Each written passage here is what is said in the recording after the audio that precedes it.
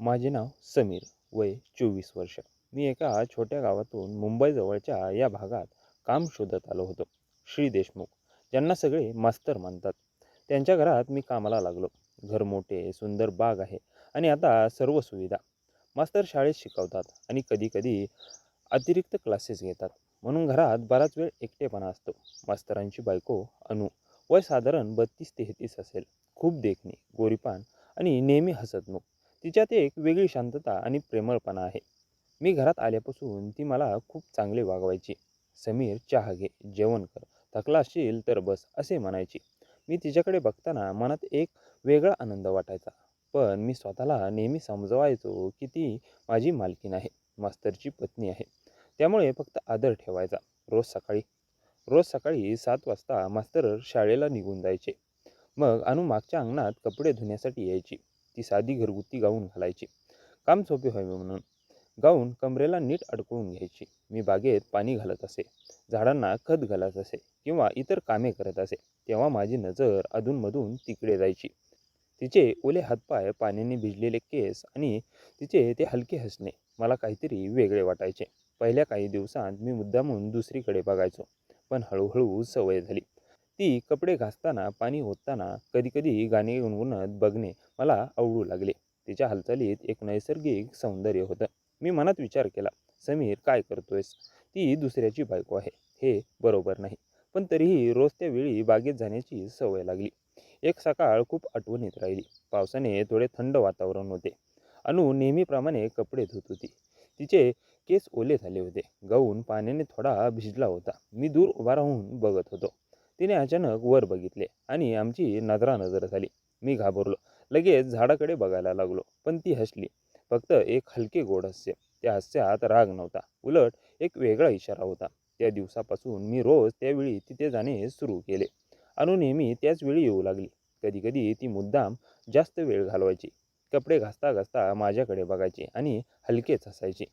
मी मनात विचार करायचो, ती जाणून आहे का मला काय वाटते ते. माझ्या मनात गोंधळ सुरू झाला. दिवसभर तिची आठवण यायची. रात्री झोपताना तिचे हसणे, तिची प्रेमळ वागणूक, तिचा एकटेपणा सगळे घोळत राहायचे.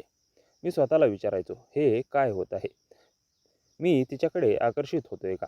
शारीरिक आकर्षण तर होतेच, पण त्यापेक्षा जास्त तिचे व्यक्तिमत्व मला खेचायचे. ती किती कष्ट करते, घर सांभाळते, मास्तरच्या व्यस्त दिनक्रमातही सगळे व्यवस्थित ठेवते.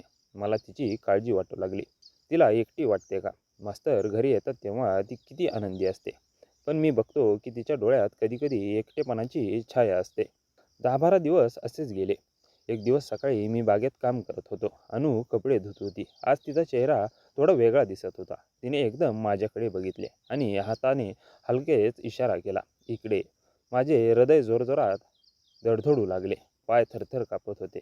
मी आजूबाजू बघितले, कुणी नव्हते. हळूच तिच्या जवळ गेलो. समीर, रोज इथे काय बघतोस? तिने हलक्या पण प्रेमळ आवाजात विचारले. तिचा चेहरा थोडा लाल झाला होता. मी थोडा घुटमळलो. मी बागेचे काम करत होतो. तिने हसत हसत म्हटले, खोटे बोलू नकोस, मला समजते. पण राग आला नाही, उलट मला बरे वाटते. त्या शब्दांनी माझे मन हलके झाले. मी काही बोललो नाही, फक्त खाली बघत राहिलो. तिने विषय बदलला, चहा करू, घरात ये. मी तिच्या मागोमाग गेलो. स्वयंपाकघरात बसलो. ती चहा करत होती. आम्ही थोडे बोललो, गाव, कुटुंब, काम. पण नजरात एक वेगळा अर्थ होता. ती म्हणाली, मास्तर सकाळी लवकर जातात आणि उशिरा रात्री येतात. घरात एकटीच असते, बोलायला कोणी नसते. मी धाडसाने म्हटले, तुम्ही खूप चांगले आहात. तुमचे हसणे पाहिले की मला बरे वाटते. तिने माझ्याकडे बघून हलकेच हसले. तूही छान आहेस समीर, तरुण, मेहनती. त्या दिवशी फक्त एवढेच झाले, पण घरातून बाहेर येताना माझ्या मनात तिचे शब्द घुमत होते. मला बरे वाटते, हे साधे वाक्य माझ्या हृदयात घर करून बसले. मी आता फक्त तिच्या शरीराकडे नव्हे, तर तिच्या मनाकडे, तिच्या एकटेपणाकडे बघत होतो. हळूहळू आकर्षण वाढत चालले होते. प्रेम की आकर्षण हे समजत नव्हते, पण दिवसेंदिवस तिच्याशिवाय राहणे कठीण होत चालले होते. त्या पहिल्या इशाऱ्यानंतर माझ्या मनात वेगळाच गोंधळ सुरू झाला होता. अनुने मला बरे वाटते म्हटल्यापासून मी रात्रभर झोपू शकलो नाही. तिचा तो प्रेमळ आवाज, तिचे हसणे, त्या नजरेतील काळजी, सगळे मनात घोळत राहिले. मी स्वतःला समजावत होतो, समीर, हे काय चाललंय? ती दुसऱ्याची बायको आहे. फक्त काम कर आणि शांत राहा. पण दुसऱ्या दिवशी सकाळी पुन्हा बागेत जाण्याची सवय लागली. रोज सकाळी आता माझ्यासाठी विशेष झाली होती. अनु कपडे धुताना माझ्याकडे बघायची आणि हलकेच असायची. कधी कधी भुवया उंचवून इशारा करायची. मी लांबून बघत राहायचो, पण मनात विचार यायचा, ती मला बोलावत आहे का, की फक्त खेळ आहे? पण तिच्या नजरेत राग नव्हता, उलट एक आश्वासन होते. 10-12 दिवस असेच गेले. एक सकाळ पावसाळी होती. हलका पाऊस पडत होता. मी बागेत झाडांना पाणी देत होतो. अनु नेहमीप्रमाणे मागच्या अंगणात होती. आज तिने हलका रंगाचा गाऊन घातला होता. पाण्याने तिचे केस थोडे ओले झाले होते. ती कपडे घासत होती. मी तिच्याकडे बघत होतो. तिने एकदम वर बघितले आणि हाताने स्पष्ट इशारा केला, इकडे ये. माझे हृदय जोरात धडधडू लागले. पाय लटपट कापत होते.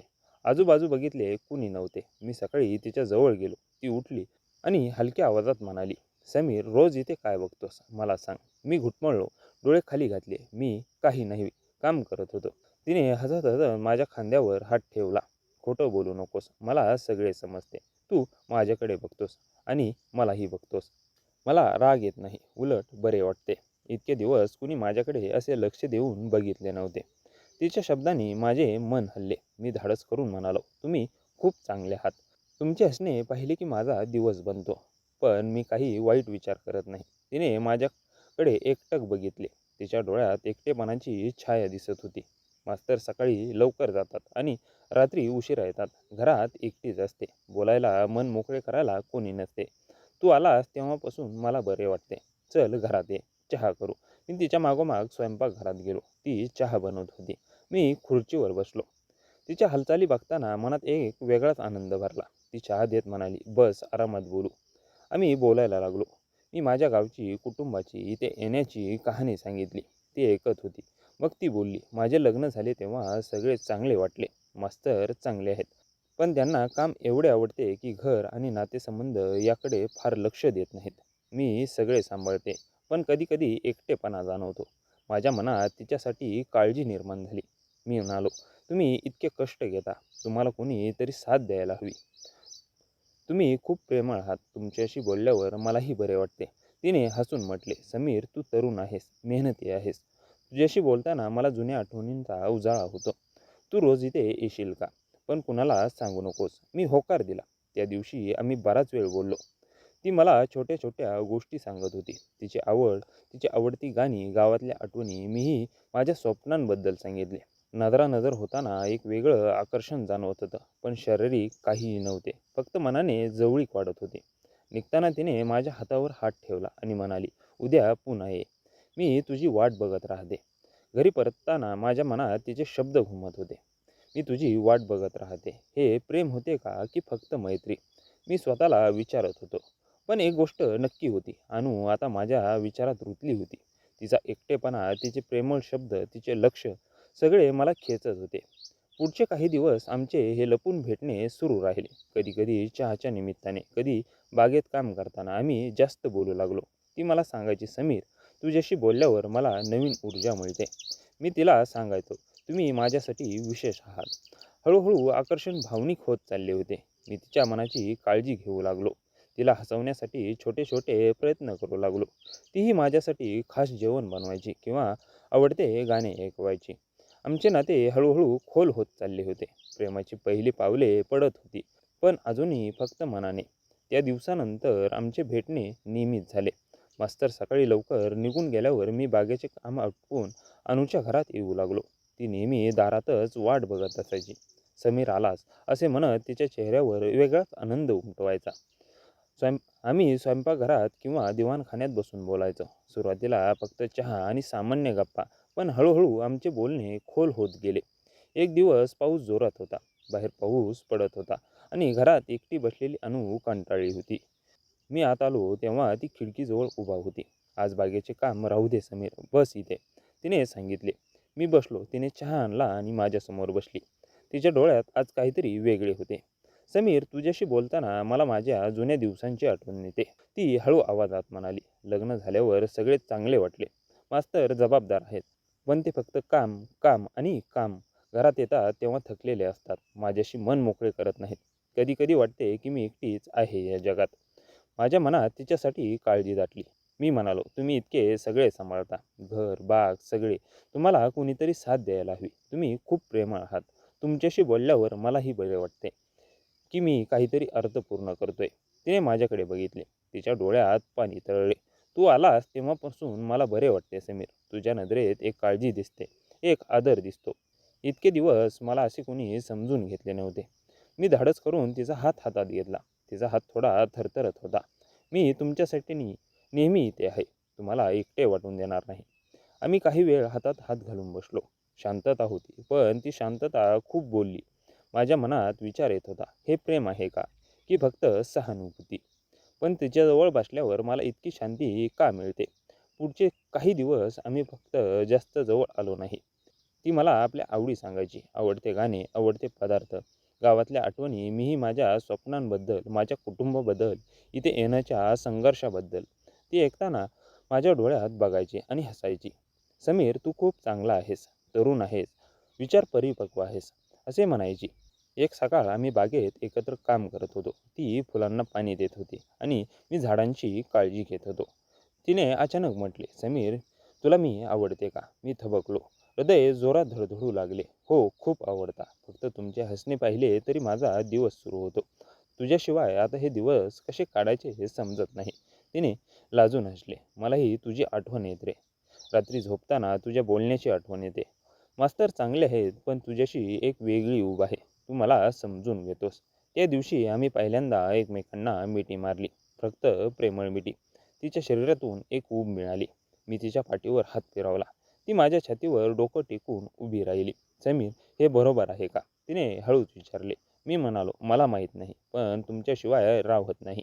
मी तुम्हाला दुखावणार नाही. आमचे नाते हळूहळू भावनिक होत चालले होते. मी तिला छोट्या छोट्या गोष्टी आणून द्यायचो. तिची आवडीची फुले, आवडीची चॉकलेट. ती माझ्यासाठी खास जेवण बनवायची. आज तुझ्यासाठी विशेष केले आहे असे म्हणायचे. आम्ही एकमेकांच्या मनातील गोष्टी शेअर करू लागलो. तिचा एकटेपणा, माझा संघर्ष, आमचे स्वप्न, सगळे मन मोकळेपणाने बोलू लागलो. माझ्या मनात अजूनही द्वंद्व होता. ती दुसऱ्याची बायको आहे, हे पुढे कुठे जाईल? पण तिच्या प्रेमळ शब्दांनी, तिच्या नजरेतल्या काळजीने सगळे गोंधळ दूर केले. मी तिला फक्त शारीरिक आकर्षण नव्हे, तर तिच्या पूर्ण व्यक्तिमत्वाने प्रेम करू लागलो. तिची काळजी, तिचे हसणे, तिचा समजूतदार वागणूक सगळे माझ्या हृदयात रुतले. एका संध्याकाळी आम्ही दिवाणखान्यात बसलो होतो. तिने माझ्या हाताला स्पर्श केला आणि म्हणाली, समीर, तू माझा आधार आहेस. तुझ्यामुळे मला नवीन जीव आला आहे. मी तिच्या डोळ्यात बघितले आणि मनात विचार केला, हीच ती व्यक्ती आहे जिच्यासाठी मी काहीही करू शकतो. आमचे हे लपून भेटणे आणि भावनिक जवळीक दिवसेंदिवस वाढत चालली होती. प्रेमाची ही पहिली पावले खूप गोड वाटत होती. पण भविष्य काय होणार आहे हे आम्हाला माहीत नव्हते. फक्त एकमेकांच्या सोबत असताना आम्हाला शांती मिळते. काळ हळूहळू पुढे सरकत होता. अनु आणि माझे नाते आता भेटण्यापलीकडे गेले होते. ते एक खोल भावनिक बंध बनले होते. मास्तर जेव्हा कामानिमित्त बाहेर गावी जायचे, तेव्हा मला थोडा जास्त वेळ मिळायचा. पण तरीही आम्ही सावधान राहायचो, कोणाला शंका येऊ नये म्हणून. मी बागेचे काम नेहमीप्रमाणे करायचो आणि ती घर सांभाळायची. एक संध्याकाळ आठवणीत राहिली. मास्तर 2 दिवसासाठी मुंबईला गेले होते. अनुने मला घरात बोलावले. आम्ही दिवाणखान्यात बसलो. तिने चहा आणि बिस्किट खाऊ घातले. तिचा चेहरा आज थोडा उदास दिसत होता. समीर, कधी कधी खूप भीती वाटते, ती हळू आवाजात म्हणाली. मी काय करत आहे? मास्तर चांगले आहेत, त्यांनी कधीही मला दुखवले नाही. पण तुझ्याशिवाय आता मला राहवत नाही. तुझ्या बोलण्याने, तुझ्या काळजीने मला नवीन जीवन मिळाले आहे. मी तिचा हातात हात घेतला आणि म्हणालो, मीही रोज स्वतःला विचारतो, हे बरोबर आहे का? पण जेव्हा तुमच्याशी बोलतो, तुमचे हसणे पाहतो, तेव्हा सगळे गोंधळ दूर होतात. तुम्ही माझ्यासाठी फक्त एक आकर्षण नाहीत, तुम्ही माझे मन, माझी शांती आहात. मी तुम्हाला कधीही सोडणार नाही. तिने माझ्या छातीवर डोकं टेकवले. आम्ही बराच वेळ असे शांत बसलो. तिच्या केसातून येणारा हलका सुगंध आणि तिची ऊब, हे सर्व मला जाणवत होते. मला जगातील सर्वात मोठी शांती मिळत होती. मी तिच्या पाठीवर हात फिरवत होतो. अनु, मी तुला अनु म्हणू का? तिने हसून मान डोलावली. हो समीर, पण माझी अनु म्हण. त्या दिवसापासून आमचे बोलणे अधिक खोल झाले. मी तिला छोट्या छोट्या गोष्टी आणून द्यायचो. तिची आवडती फुलं, एक एक छोटीशी कार्ड ज्यात मी काही ओळी लिहायचो किंवा तिच्या आठवणींचे गाणे ऐकायचो. ती माझ्यासाठी खास पदार्थ बनवायची. आज तुझ्यासाठी विशेष केले आहे समीर, असे म्हणत ती मला रोज जेवायला लावायची. आम्ही एकमेकांच्या स्वप्नांबद्दल बोलायचो. मी तिला सांगायचो की एक दिवस मी स्वतःचे काहीतरी करेन आणि तिला खूप सुखी ठेवेन. ती हसायची आणि म्हणायची, तू आहेस म्हणूनच मी सुखी आहे. पण सगळे गोड नव्हते. कधी कधी भीती वाटायची. एक दिवस मास्तर लवकर घरी आले. मी घाईघाईने बागेत काम करत होतो. अनुने सामान्य वागणूक केली, पण तिच्या डोळ्यात काळजी दिसत होती. रात्री तिने मला गुपचूप फोन केला. समीर, आज जवळजवळ शंका आली होती. आपल्याला जास्त सावधान राहावे लागेल. मी तिला धीर दिला. काळजी करू नको अनु, मी नेहमी तुझ्यासोबत आहे. जे होईल त्याला एकत्र सामोरे जाऊ. त्या प्रसंगानंतर आमचे प्रेम अधिक मजबूत झाले. आम्ही एकमेकांना भावनिक आधार देऊ लागलो. ती रडत असली तरी मी तिला समजवायचो. मी कंटाळलो तर ती माझा कंटाळा दूर करायची. समीर, तू माझा आधार आहेस, ती म्हणायची. मी उत्तर द्यायचो, आणि तू माझी प्रेरणा आहेस अनु. आमचे अंतरंग क्षण खूप सुंदर होते. आम्ही हातात हात घालून बसायचो, एकमेकांचे मन ऐकायचो आणि कधीकधी शांततेत एकमेकांच्या जवळ राहायचो. मला तिच्यात पूर्णता जाणवायची. शारीरिक आकर्षणाने सुरू झालेले हे नाते आता खऱ्या प्रेमात रूपांतरित झाले होते. मी तिला फक्त तिच्या हास्यासाठी, तिच्या समजूतदार स्वभावासाठी, तिच्या एकटेपणात दिलेल्या साथीसाठी प्रेम करत होतो. एक दिवस ती मला म्हणाली, समीर, मला माहिती आहे भविष्य काय ठेवून आहे, पण आज जे आहे ते खरे आहे. तू मला दिलेली ही भावनिक पूर्तता मला कधीही विसरता येणार नाही. मी तिच्या डोळ्यात बघून उत्तर दिले, अनु, मी सदैव तुझ्यासोबत आहे, लपून का होईना, पण हे प्रेम खरे आहे. आपण एकमेकांना पूर्ण करतोय. आमचे हे नाते आजही सुरू आहे, लपलेले पण खूप घन आणि भावनिक. मास्तरच्या घरात मी अजूनही काम करतो. माझे खरे घर अनुच्या हृदयात आहे. हे प्रेम आम्हाला शिकवते की खरी ओढ मनाची असते, शरीराची नव्हे. आणि खरे प्रेम कधीही चुकीचे नसते, ते फक्त समजून घेण्याची गरज असते. मी अनु रोज मनात म्हणतो, तू माझी आहेस, मी तुझा आहे. आणि तीही नजरानजर होताना त्याच प्रेमाने असायची. ही कथा इथेच संपत नाही. आम्ही दोघे जोपर्यंत आहोत तोपर्यंत चालूच राहील. मित्रांनो, मला आशा आहे की तुम्हाला आमची कथा आवडली असेल. जर तुम्हाला कथा आवडली असेल तर व्हिडिओला लाईक करा. चॅनलवर नवीन आला असाल तर चॅनलला सबस्क्राईब करा. आणि हो, कृपया नोटिफिकेशन बेल दाबायला अजिबात विसरू नका, जेणेकरून पुढील अपडेट सर्वप्रथम तुम्हाला मिळेल. आपण संपूर्ण कथा वाचली, ऐकली त्याबद्दल आपल्या सर्वांचे मनापासून आभार.